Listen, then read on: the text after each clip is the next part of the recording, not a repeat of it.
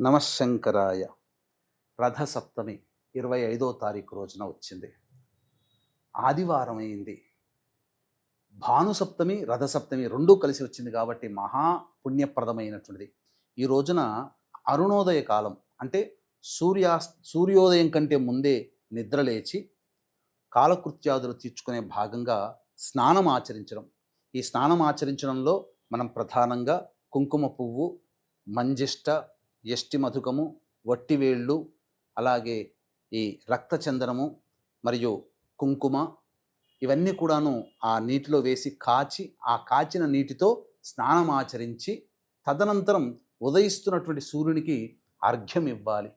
అర్ఘ్యం ఇచ్చిన తరువాత అప్పుడు చక్కగా ఆ సూర్య రథాన్ని మనం ముగ్గుతో ఏర్పరిచి ఆ యొక్క ముగ్గులో మధ్యలో అష్టదళ పద్మము మధ్యలో రాగి చెంబు, చక్కగా కొబ్బరికాయ, ఆ కొబ్బరికాయ సమీపంలో ఆ వెండితో చేసినటువంటి సూర్యుని యొక్క ప్రతిమను మనము ముందుగా గణపతి పూజ చేసి ప్రార్థన చేసి అప్పుడు విష్ణు సహస్రనామము, సూర్య అష్టోత్తరముతో పూజ చేసి ఆ కలశముతో సహా బ్రాహ్మణుడికి దానం ఇచ్చినట్లయితే తప్పకుండా సర్వరోగ విముక్తులవుతారు.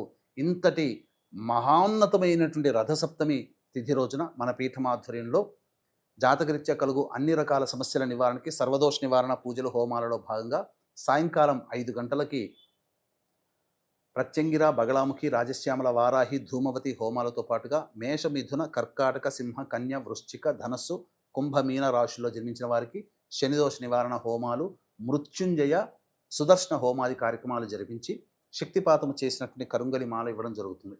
అవకాశం ఉన్న వాళ్ళు కార్యక్రమ తదనంతరం కాంటాక్ట్ చేసి మీ గోత్రనామాదులు నమోదు చేసుకోవచ్చు.